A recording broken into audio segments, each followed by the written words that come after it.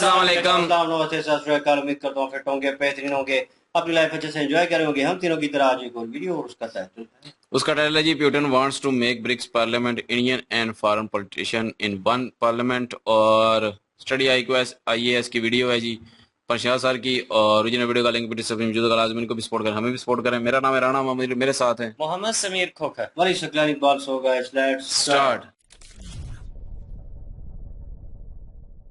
नमस्कार नहीं welcome you study IQ. मैं हूं प्रशांत धवन और इस वीडियो में हम बात करने वाले हैं एक बहुत ही ज्यादा इंपॉर्टेंट टॉपिक के बारे में। हाल ही में व्लादिमीर पुतिन की एक स्टेटमेंट पूरी दुनिया में गूंजी है, क्योंकि पुतिन ने बात ही ऐसी कर दी है। पुतिन ने यह अनाउंस कर दिया है कि भविष्य में ब्रिक्स देश खुद का पार्लियामेंट बनाएंगे, ए ब्रिक्स पार्लियामेंट, जिसमें भारत के नेता होंगे, चाइना के नेता, रशियन नेता, of course UAE, Brazil, south Africa, various countries के मेंबर ऑफ पार्लियामेंट होंगे। ये दुनिया का पहला पार्लियामेंट होगा जहां पर इतनी विभिन्न लैंग्वेजेस, विभिन्न कल्चर, विभिन्न रीजन के लोग इकट्ठा आएंगे।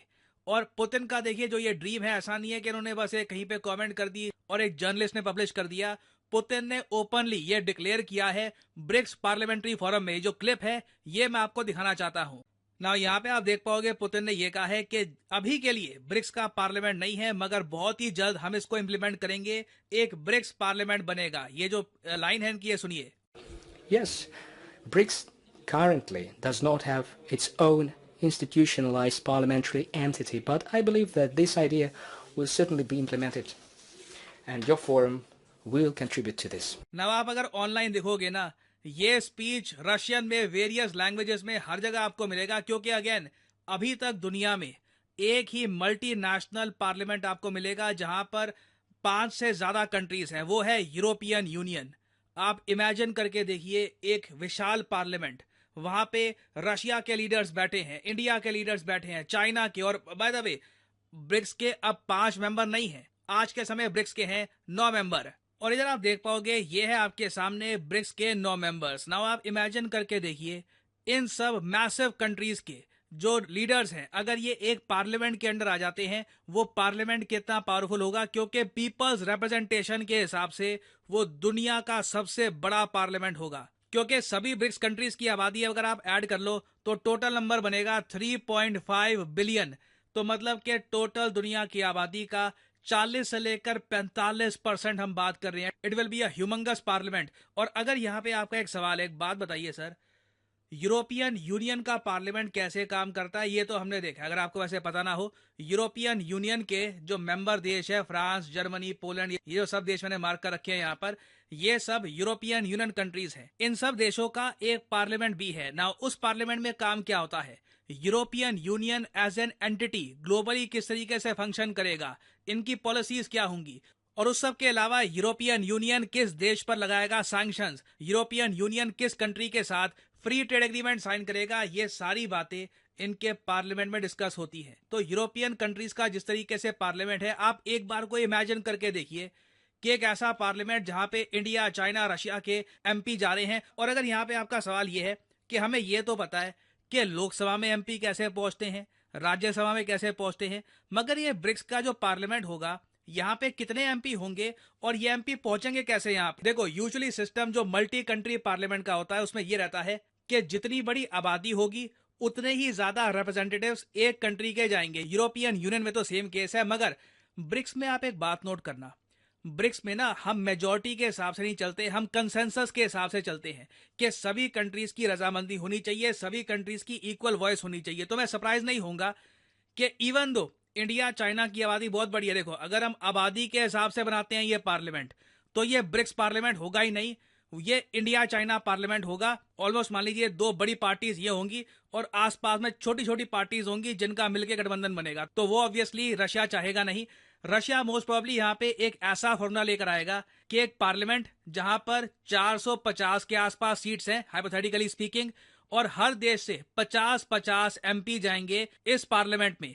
और इसकी वोटिंग कैसे होगी कि ब्रिक्स पार्लियामेंट में कौन जाएगा, इसकी वोटिंग भी उस कंट्री में होगी इंटरनली। नाउ एक बार को यहाँ पे आप कह सकते हैं, मगर वोटिंग के मामले में रशिया, ईरान, चाइना, इन सब कंट्रीज का कोई अच्छा ट्रैक रिकॉर्ड तो है नहीं। देखो वो चीज हमें एक्सेप्ट करनी होगी कि जैसे भी कोई मेंबर ऑफ पार्लियामेंट आता है, ब्रिक्स कंट्रीज के पार्लियामेंट में एक बार वो पहुंच गया तो वो एमपी हो जाएगा और उसके पास वोट करने का अधिकार हो जाएगा वेरियस टॉपिक्स पे कि ब्रिक्स गेम्स कहाँ पे होंगे, ब्रिक्स कंट्रीज को ट्रेड के मामले में क्या करना चाहिए।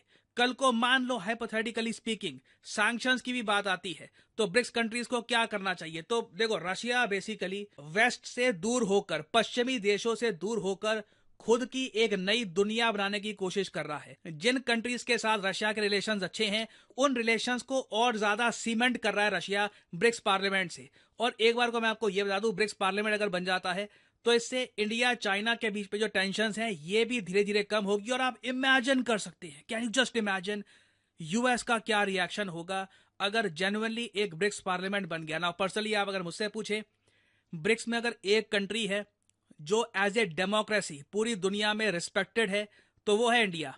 तो अगर पार्लियामेंट बनाना है तो वो इंडिया में बनाना चाहिए, क्योंकि हमें एक्सपीरियंस है कि एक पार्लियामेंट रन कैसे करना होता है, किस तरीके से उसकी फंक्शनिंग होती है। बाकी देखिए कोई बड़ी बात नहीं है ये पार्लियामेंट रशिया में बन जाए या फिर किसी और कंट्री में बन जाए, बट हमें यहाँ पर एक बात ये इंश्योर करनी होगी कि पाकिस्तान भी ब्रिक्स का पार्ट बनना चाहता है। नाउ मैंने आपको बताया था ब्रिक्स कंसेंसस पे चलता है तो सबकी रजामंदी इंपॉर्टेंट होगी। एससीओ अगर हम देखें, एससीओ में पाकिस्तान को मेंबरशिप मिल गई थी क्योंकि एससीओ में वोटिंग सिस्टम होता है, मगर ब्रिक्स में अगर एक भी फाउंडिंग मेंबर ने मना कर दिया तो एक बड़ा डिसीजन टल जाएगा। तो अगर ब्रिक्स पार्लियामेंट बनाना है तो जेन्युइनली ये सवाल पूछना होगा कि पाकिस्तान जैसे कंट्रीज की फिर ब्रिक्स में एंट्री होनी चाहिए या नहीं होनी चाहिए।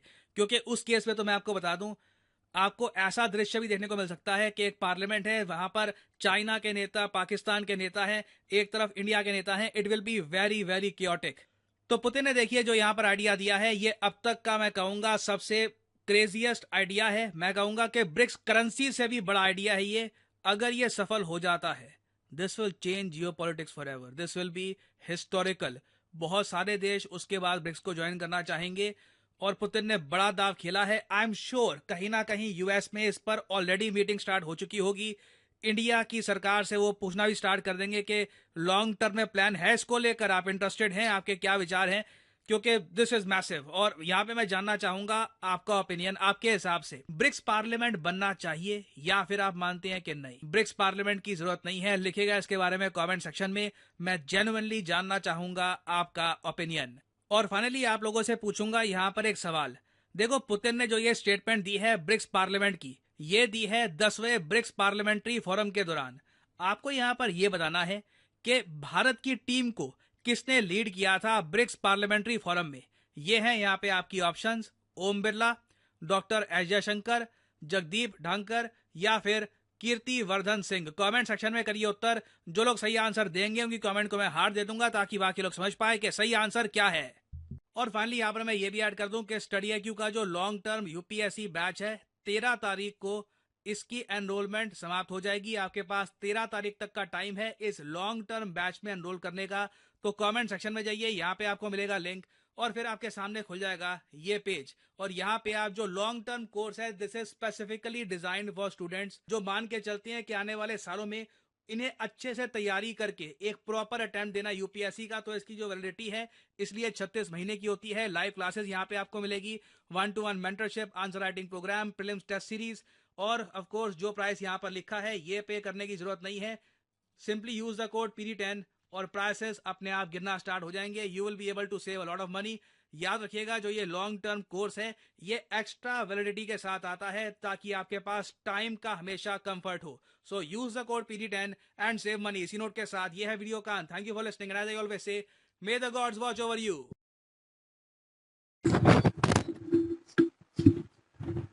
जी प्रशांत जी बिल्कुल जी, प्रशांत सर की अगर बातें देखें तो बिल्कुल उन्होंने सही बात बोली है। बहुत अच्छी बात है जो प्यूतन ने कहा है कि ब्रिक्स पार्लियामेंट होना चाहिए और जो कंट्री उन्होंने इसमें चूज की है वो भी बिल्कुल उन्होंने सही किया है। और कहीं ना कहीं अगर प्रशांत सर की बात को देखा जाए कि इंडिया में होनी चाहिए थी, क्योंकि अगर इंडिया में पार्लियामेंट बनता है, ब्रिक्स पार्लियामेंट इंडिया में आता है तो इंडियन जो है वो जाहिर बात है उनके पास एक्सपीरियंस है और उनको बहुत अच्छे से पता है कि कैसे उस चीज को लेके आगे चलना है और किन कंट्रियों के साथ रिलेशनशिप जो है वो बेहतरीन बनानी है और क्या जो सैंक्शन लगाने हैं उसके बारे में भी प्लानिंग जो भी करनी थी।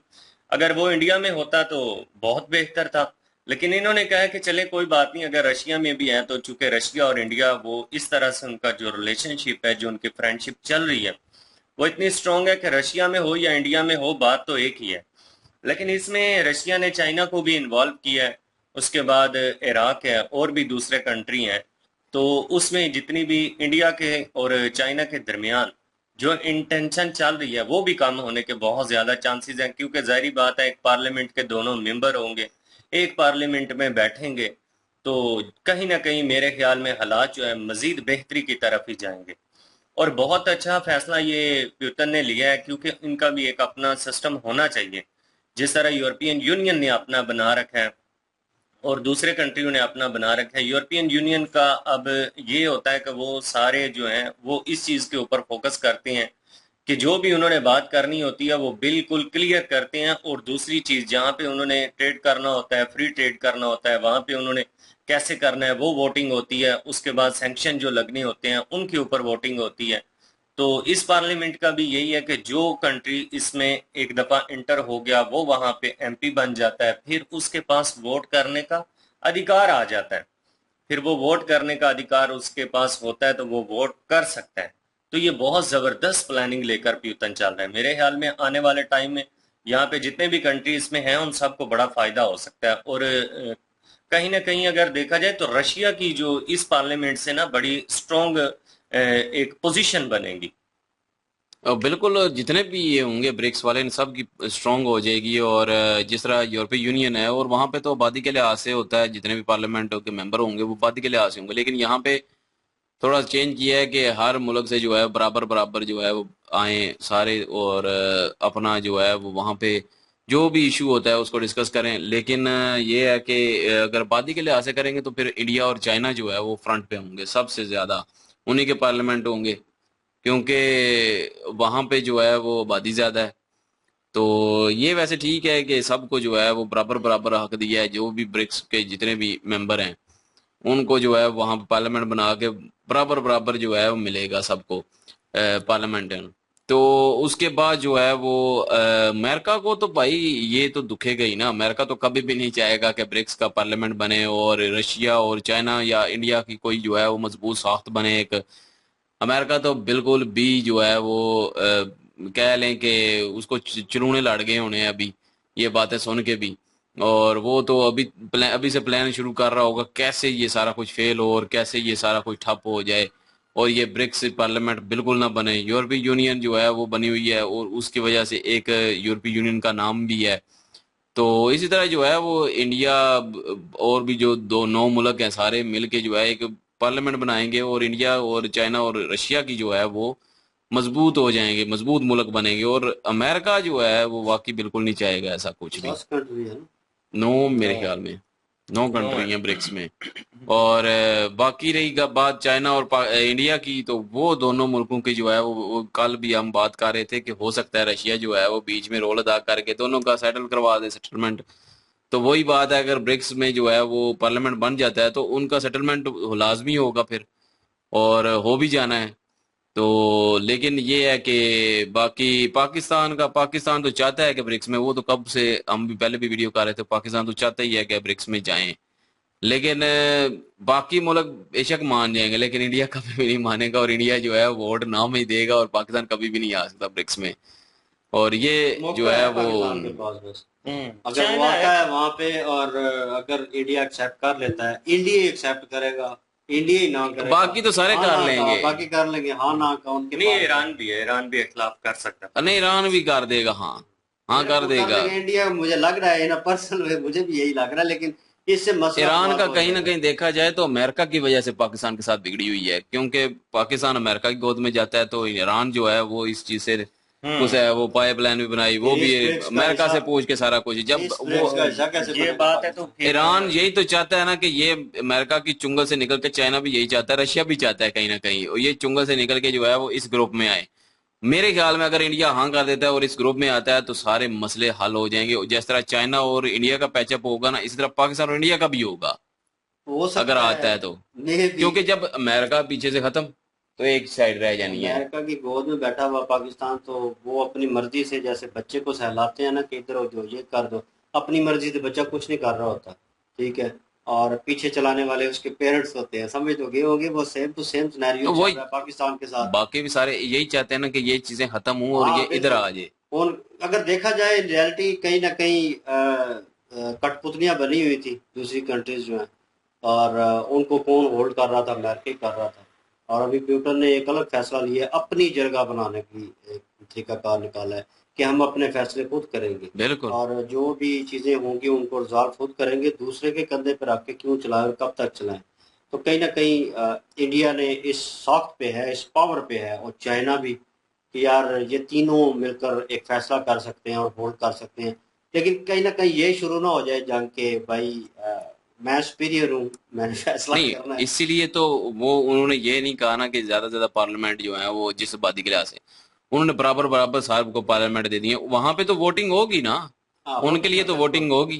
बहरहाल जी उनका फैसला अपनी जगह पे ठीक है। और जो हम लास्ट वीडियो में गौरव सर की वीडियोस की थी उनमें हम कह रहे थे कि शायद हो सकता है उनके दौरे का मकसद ये भी हो। गौरव सर को भी स्टार्टिंग में समझ नहीं आ रही थी, उन्होंने भी एक कियास राय की थी कि हाँ ऐसा हो सकता है ये चाइना, और उन्होंने भी बीच में दी, और हमने भी अपने ओपिनियन में यही कहा कि यार चाइना और इंडिया जो है कहीं ना कहीं हो सकता है कोई ऐसा मोड़ बने कि वो एक दूसरे के करीब और हो जाए और उनमें ताल्लुकात बेहतर हो तो जाए, रशिया तो बॉन्डिंग अच्छी हो चाहेगा जाए। ना कि बेहतर हो। रशिया तो वो रशिया बीच में आकर ये किरदार अदा कर सकता है, तो प्यूटन ने वो पहला कदम मेरे ख्याल में उठा दिया है, और उन्होंने बता दिया कि हाँ कर सकते हैं, मिल के बैठो, मिल के करते हैं, तो मे भी हो सकता है ताल्लुकात अच्छे हो जाए।